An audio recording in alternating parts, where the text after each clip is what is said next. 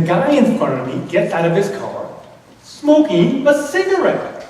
I say to my wife, can you believe this guy? Pumping gas with a lit cigarette. My wife looks at me and says, really? This again? For God's sake, don't say anything. I said, but it's not safe. I'm going to say something. I walk up to the guy and I say, excuse me, I couldn't help but notice the no smoking sign. I am so sorry to bother you, but if you're planning on melting all the skin off your body in a glorious fireball, do you really need to take all of us with you? The guy shrugs and says, oh, it's perfectly safe. Think about it, dude. Physics. I said, physics? What on earth does that mean? He said, this is simple stuff. A cigarette burns at 500 degrees. That is not hot enough to ignite gasoline. These signs, they're only meant for matches and lighters. Stanford, engineering, class of '87. I didn't know if this was true or not. I had to let it go. I even apologized. The guy said, that's okay, dude. You were just being a dummy. I walked back to my car, utterly defeated. The guy then gets in his car and starts up his engine. Thick clouds of putrid black smoke started pouring out of his tailpipe. I said, this is disgusting. I'm going to say something. My wife said, you know, you feel a lot better if you don't say anything. I thought about it. No, I don't think so. I'm saying something. I walk up to the guy and I say, I am so sorry to pester you, but you see, it's your car. I don't want to make a big deal out of this, but I say we got about 20 seconds before you gas everyone in the parking lot. He said, well, you're the polluter, not me. I said, I drive a Prius. Your car is an environmental disaster. He replied, this car was custom built to run on 50% gasoline, 50% biodegradable recycled fry oil. It gets 100 miles to the gallon, twice out of your stupid Prius. Funny thing, I actually recognized the smell of fry oil in his exhaust. Years ago, I worked as a fry chef at a chain seafood restaurant. I hated that smell. What could I do? I apologized, walked back to my car, defeated. As the guy's pulling away, I noticed that the gas pump nozzle is still in his tank. I was going to say something, but then I thought, maybe I just let this one ride. The guy flicks his lit cigarette out the window and steps on the gas. He ripped the nozzle and the hose clean off the pump. The hose hanging off the side of the car actually started pulling fuel out of his tank. A narrow stream of gas and fry oil followed him down the street. Then, calamity! His cigarette ignited the fuel. Flames raced after him. He jumped to safety moments before his car burst into a fireball. I said to my wife, you were right. Not saying anything feels really good.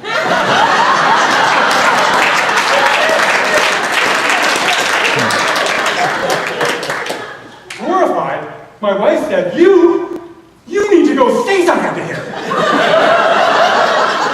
We drove up to the burning wreck. I rolled down my window and I caught his eye. It was one of those magic moments when you have the presence of mind to be the bigger man and say the right thing. So really stick it to something. Still dazed, he said, what the heck just happened? I said, your cigarette may not have been hot enough to ignite gasoline, but it was more than hot enough for fry oil, which burns at a low of 472 degrees. That's called physics! Class of '88. Employee training, Red Lobster. Is Andrew Chow. No, have to kill you. No, I don't have to kill you. Andrew Chow.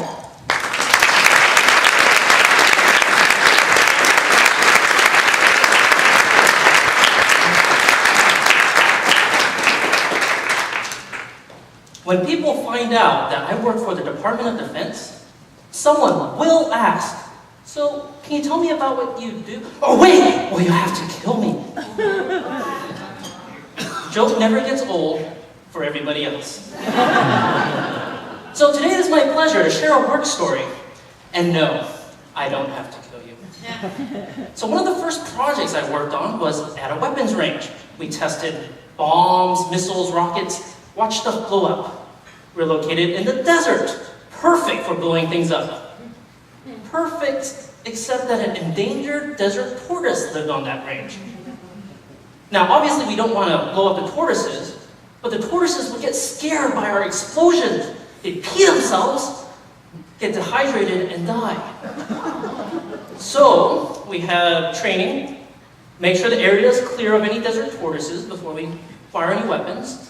And also, everybody has to carry a can of peaches to feed any dehydrated tortoises we might run into. And that's where my project came in.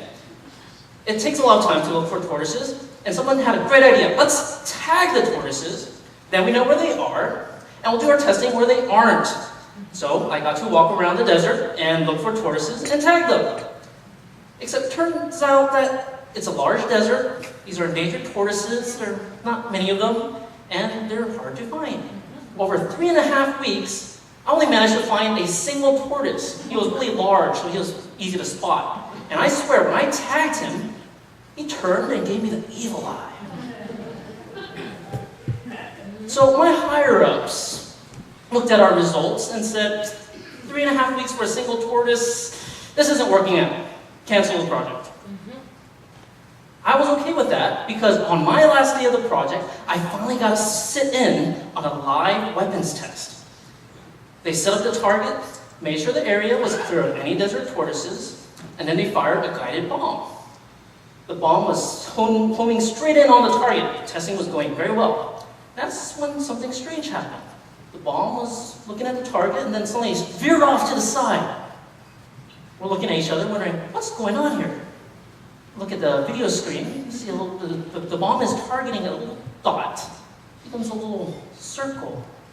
That's a desert tortoise. That's that desert tortoise I tagged. That tortoise didn't have a chance. We could only look in horror on the video screen as a little tortoise minding his own business. Decides to look up. Squints. Eyes got wide as saucers. And he screamed. And he screamed again.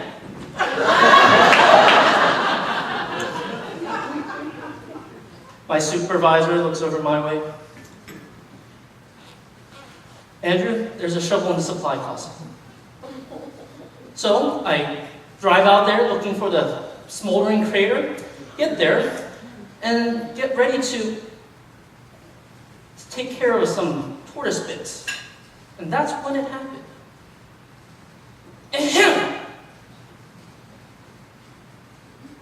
And there was a tortoise. He was okay.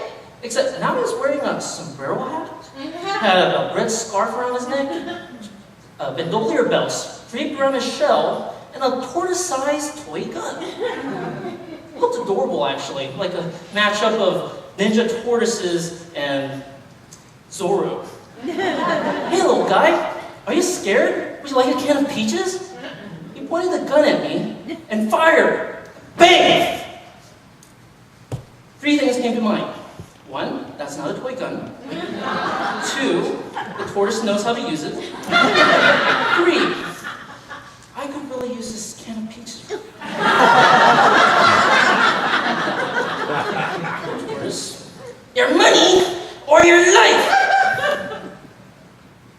I found the tortoise extremely persuasive, so I dig out my wallet, toss it over his head, and quickly make my escape in the opposite direction. I get back to the office, run to my supervisor. You won't believe this! If you tell me, I'm gonna have to kill you. A tortoise tried to kill me! Oh, that's El Tortuga Diablo, the devil tortoise. We can't do anything about him. He's endangered. We do keep spare wallets in the supply closet.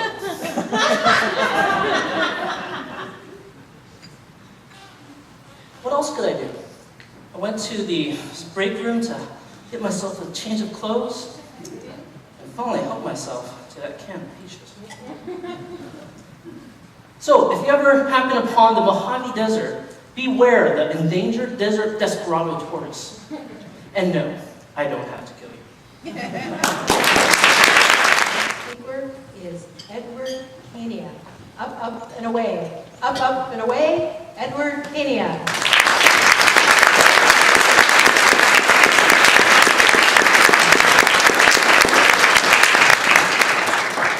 I have a secret that I want to share with you all today. To the outside world, I look like Ed Kania, mild-mannered, geeky attorney. But in fact, I am a superhero! And no, I'm not Wonder Woman. Madam Toastmaster, fellow Toastmasters, and anyone with a secret identity. I know there are a few of you out there. It all started about 10 years ago. One day, I was sitting in the law library, reading my favorite book, How to Double Bill Your Clients. When suddenly, off the top shelf, flew a 200-pound radioactive book of Supreme Court decisions. Hit me on the head and knocked me unconscious. I was in a coma for 3.5 years, where all I did was dream about Judge Judy in a bikini. When I awoke, and after I sued the law library, I realized I had legal superpowers. I was faster than a speeding ambulance chaser. I was more articulate than a distinguished Toastmaster on Red Bull. And I could solve crimes faster than the combined casts of CSI, Law and Order, and Murder, She Wrote. And then Angela Ryansbury, she was darn good. Now, sure, I could use these skills for evil, but I decided to use them for the most noble of reasons, to make money. First, though, I needed a cool superhero name. I went through a lot of names. Super lawyer. That was too boring. The shyster. No, that sent the wrong message. Mr. Ed. Now, that was already taken. And then I hit upon it. And from that day forward, I was known as General Gavel. And no, you may not call me Gigi. Next, I needed a cool super hideout. I mean, Batman had the Batcave. I deserved one too, right? I had to play someplace dark and damp. The kind of place that nobody would want to go to. That's why I chose a Carnival cruise ship. With that, I started my superhero career. And what a career it's been. I'm sure you've heard of my many, many fights with my arch nemesis, the supervillain, Mel Practice, and his henchmen, Habeas and Corpus. Then I fought the mysterious, seductive, yet deadly Misdemeanor. But by far my greatest battle was against the most evil of all criminals, a criminal so heinous, so awful that she nearly brought down our entire way of life, Lindsay Lohan. Now sure, from the outside, it looks great to be a superhero. It's all getting the keys to the city and kissing babies. But it's not. It's actually, there's a downside to it too. For example, Wonder Woman won't return my phone calls. The worst part, though, is that whenever I wear my superhero outfit under my suit, it bunches up and gives me a witch.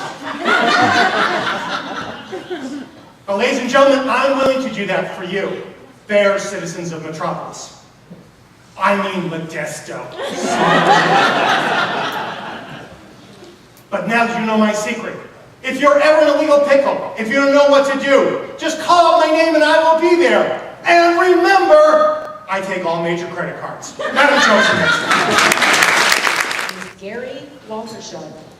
The best thing I've ever done so far. The best thing I've ever done so far, Gary Waltershaw.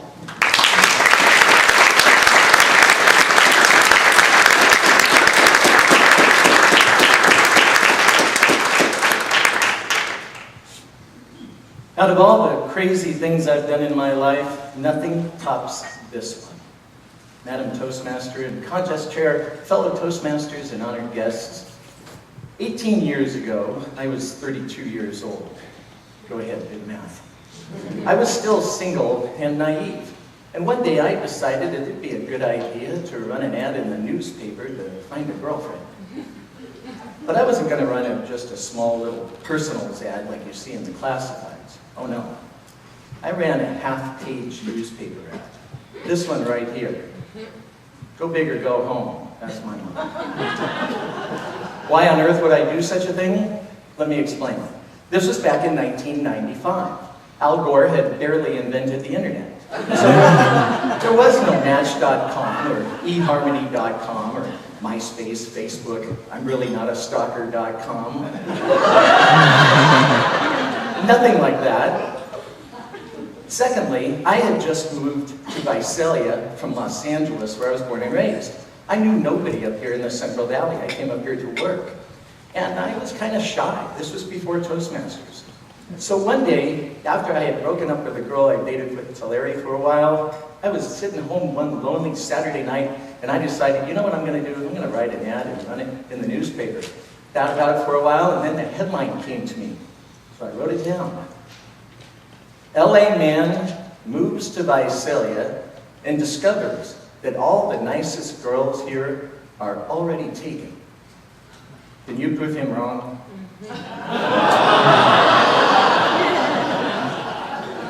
If you're a woman, you're going to read that ad. Every word of it. And they did. This was the best thing I've ever done so far, besides Toastmasters.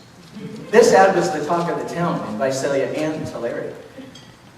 They even did a front page article about me on the front page of the Times Delta the next weekend with a big picture of me and the stacks of mail that I got as responses from all these sweet, pretty girls that wanted to meet me.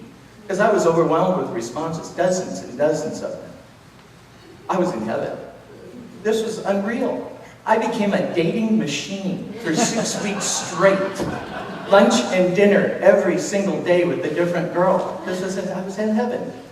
But it was very expensive. I didn't care. I didn't care. I was having the time of my life. The only thing, I was living in abject fear. You see, I told a big a big lie in this ad. I told them that I was 5'10", 170 pounds. Well, I was 170 pounds then, but I have never in my life been 5'10". I'm 5'8", 5'9" on a good day. But when I wrote this ad, I knew one thing. No girl wants to date a short guy. Girls like tall guys. So I was just horrified if one of them would discover my secret. None of them did. Luckily, I had such a good time, I'm going to have to tell you the rest of the story when you come back to the humorous contest, if I make it that far, to tell you about the intense competition among the girls, the cat fights, the tiebreakers, the Victoria's Secret models. I hope I make it that far, and I hope I'm tall enough to enter. Madam Toastmaster. Our fifth speaker, Gene Williams. Imagine my surprise. Imagine my surprise, Gene Williams.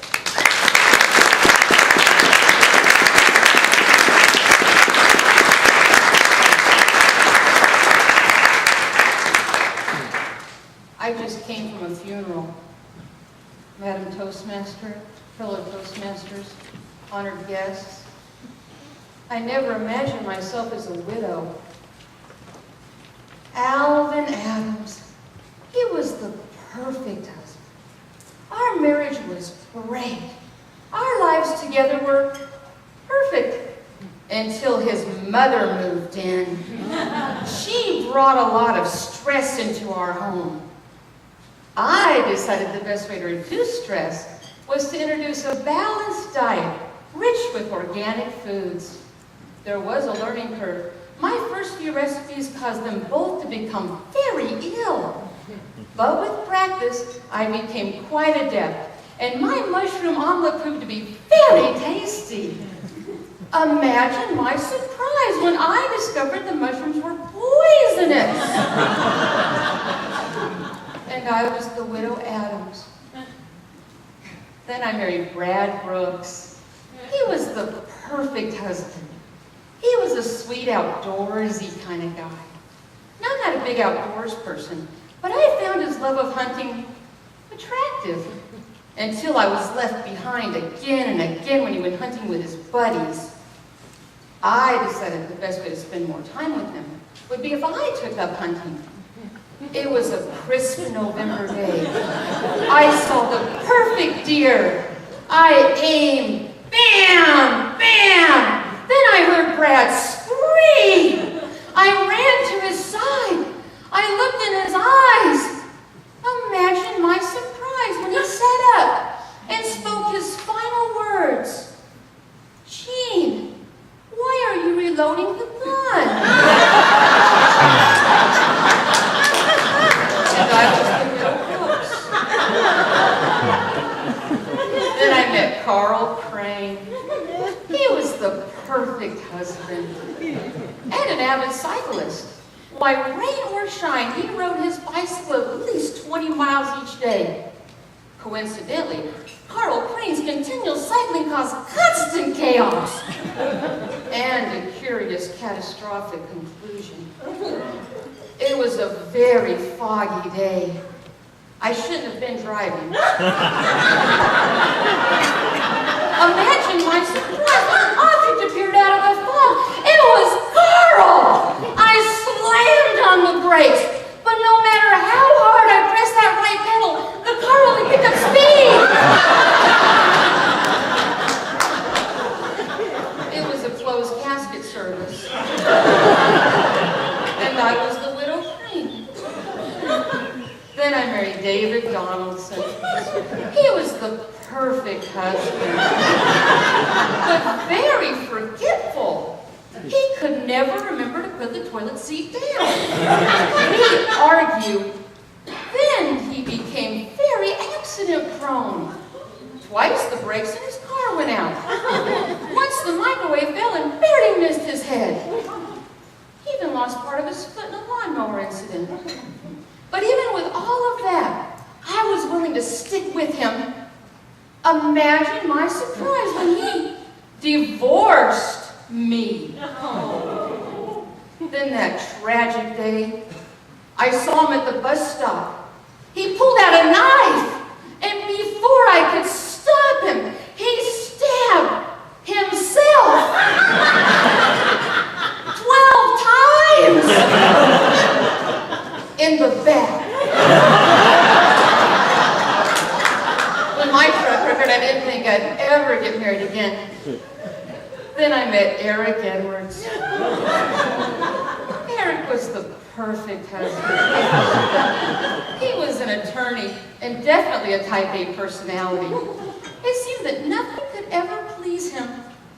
I suppose that's why he turned to drugs. It was very difficult for me. I had never been in a relationship with an addict. Imagine my surprise when I discovered his drug addiction to arsenic. And now I stand before you as the widow Edwards. But I know that I'll find the perfect man. And my sixth marriage, that'll be the one to last. But for now, you'll need to excuse me. I have an appointment at the country club with my insurance agent, that fabulously friendly, flirty Fred Franklin from Farmers. My limo's waiting. Goodbye now. Remember, I'm married. Remember, I'm married. Wendy Smith.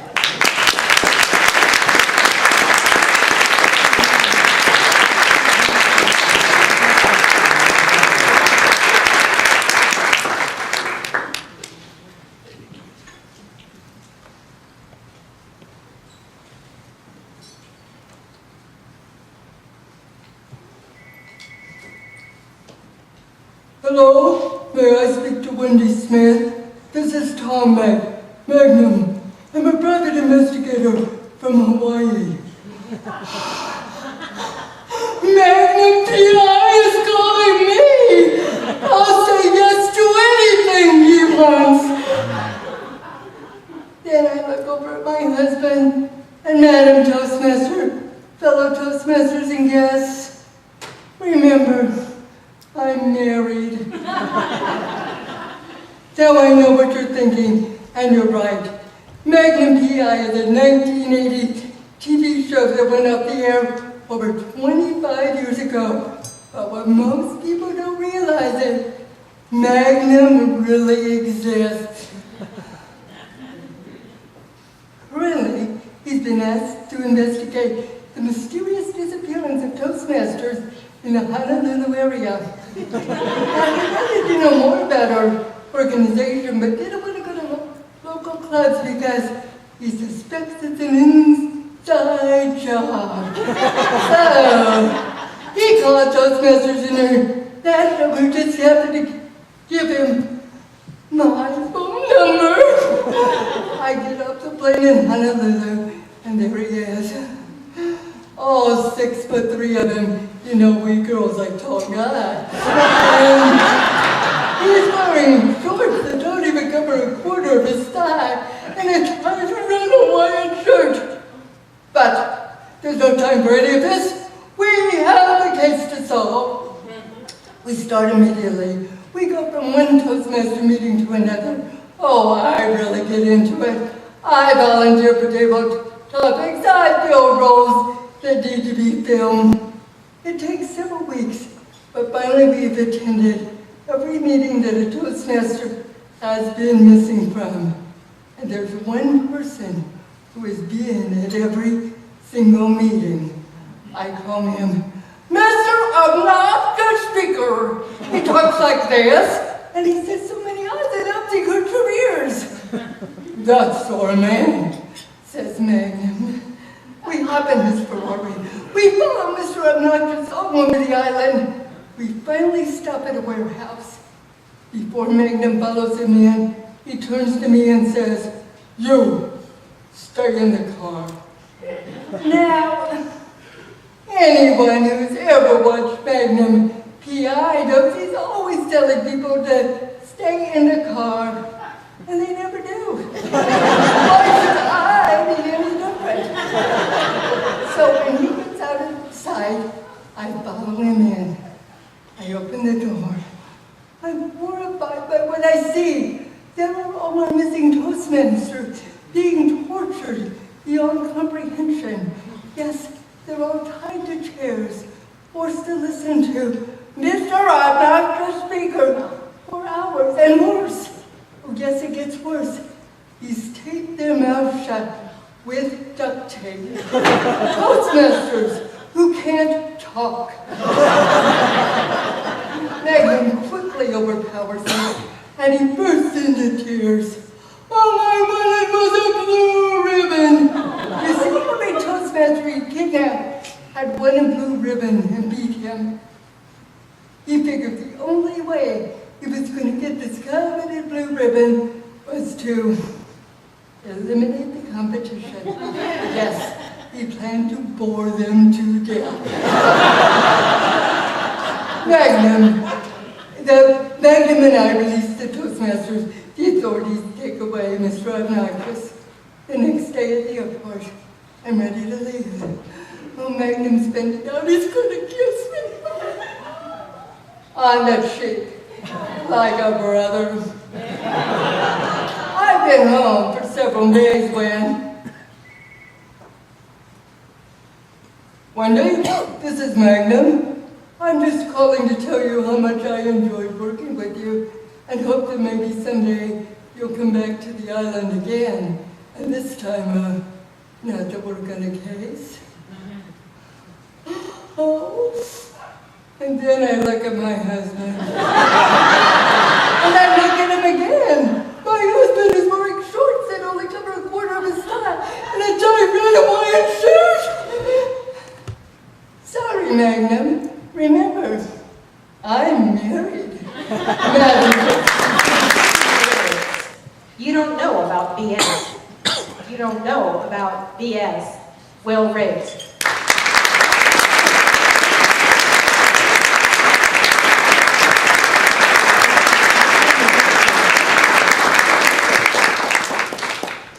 There's danger out there, and I'm here to save you today. I'm here to warn you about BS, and you don't know BS.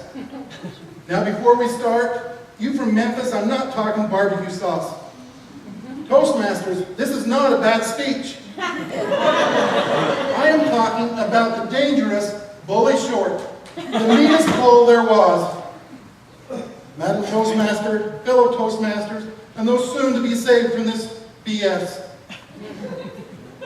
Bully Short, or BS as he went by, was the meanest bull you ever saw. In fact, when he was a bull calf, you would find him at the playground. He would be pulling the heifers' tails, grabbing their Barbie calves and throwing their heads off, pushing the bull calves down, taking their candy and breaking their toys. And when he got older, he got meaner. In fact, he was the one that started graffiti. You would clean your barn up and you'd go out the next day and BS was everywhere.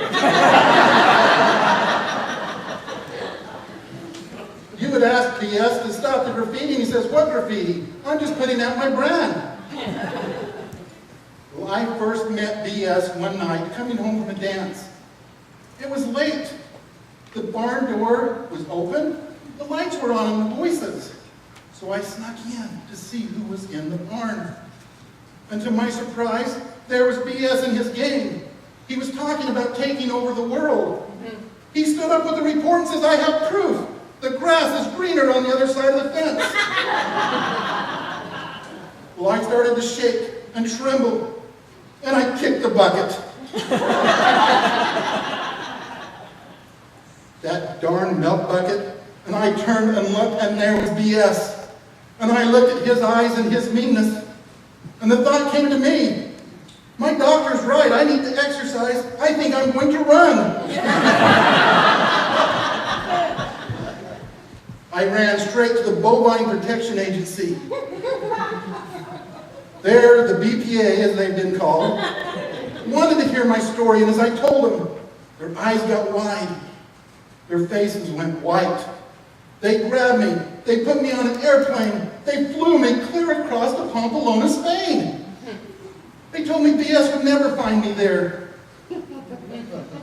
Well, this was a dull, boring town. Nothing happened in Pamplona.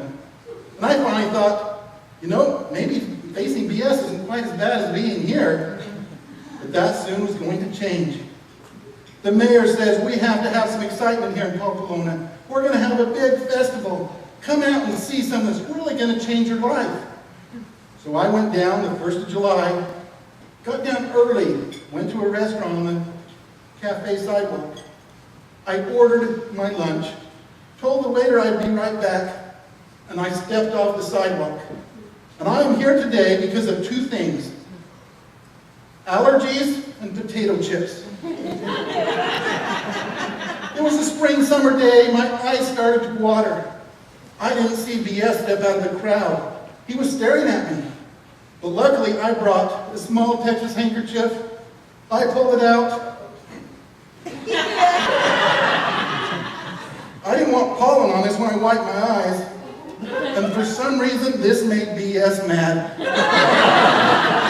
He came in a dead run. He was almost to hit me when the waiter said, "Senor, you didn't tell me what type of potato chips."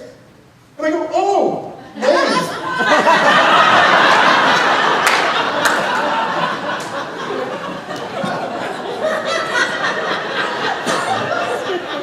BS went by. I looked at him. He looked at me. He started to charge. And I decided I was going to run with the grace of a gazelle. We went down one street. It was crowded. You could hear the screams, the bones break, the yells, the bodies as they got trampled under BS. I went down another street. He was right behind me. I was getting tired. I saw I only had one chance. I saw a fence. I grabbed it, and as I grabbed it, I swung up over the top. And as BS went by, I grabbed his credit card, and he stopped. Everyone knows the way to stop a bull from charging is take his credit card.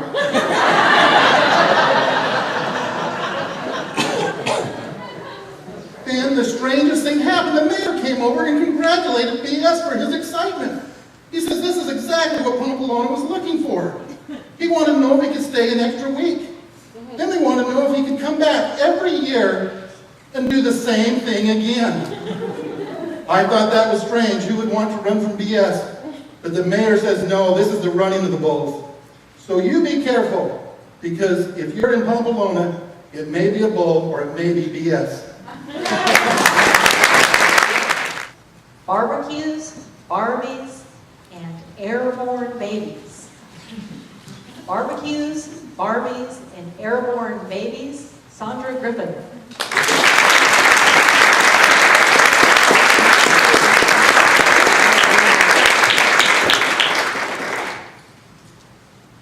Well, it was a great day for a barbecue.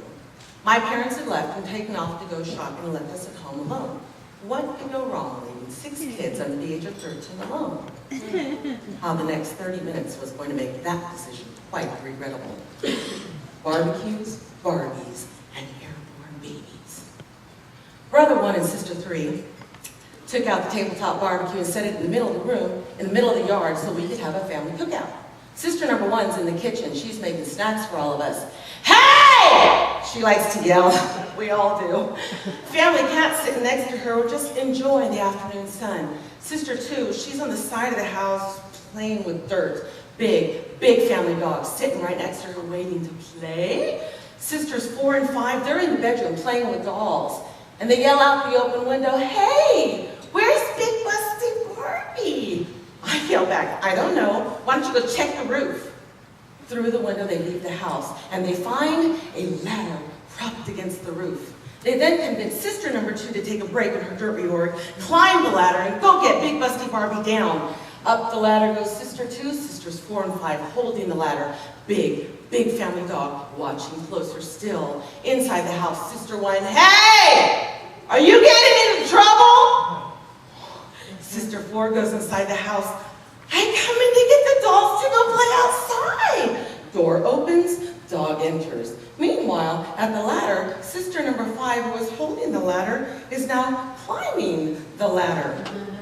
Back to the barbecue. Fire is barely a fire and obviously needs more help. My brother, running back from the garage, says, I see Dad use it all the time. In his hand, he returns with a nearly empty lawnmower gas can.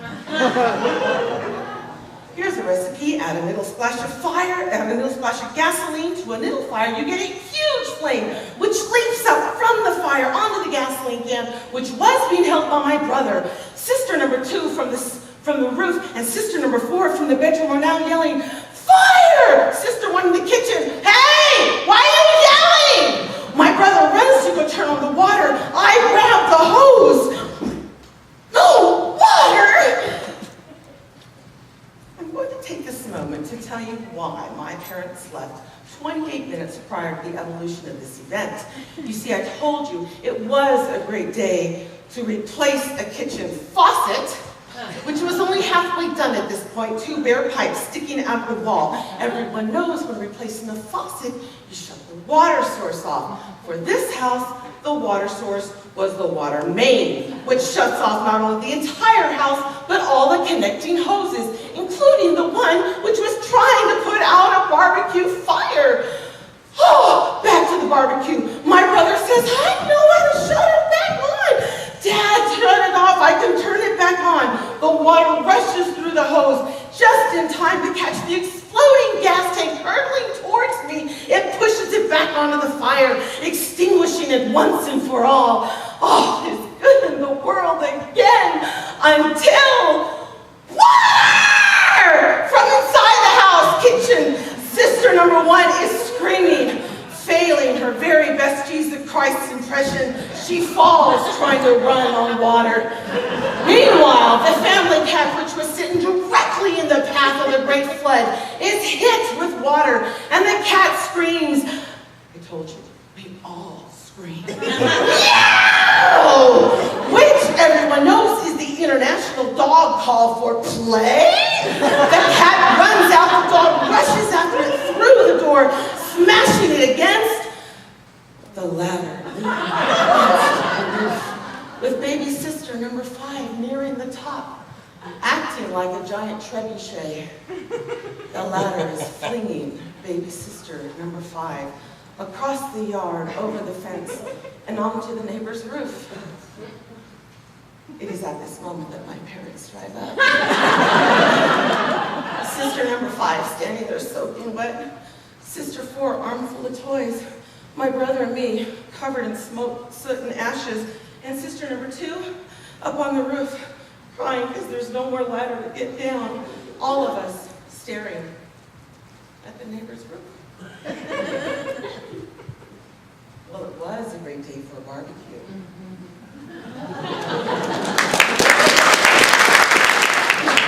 Our third place is Sonda Griffin.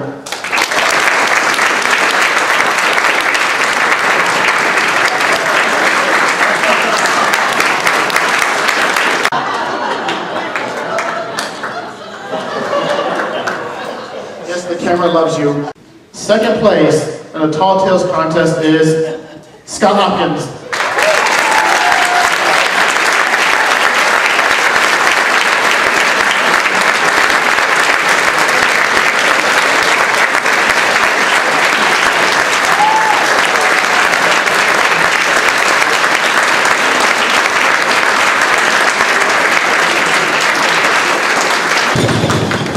The winner of the District 33 Tall Tales contest. Imagine my surprise, Gene Williams.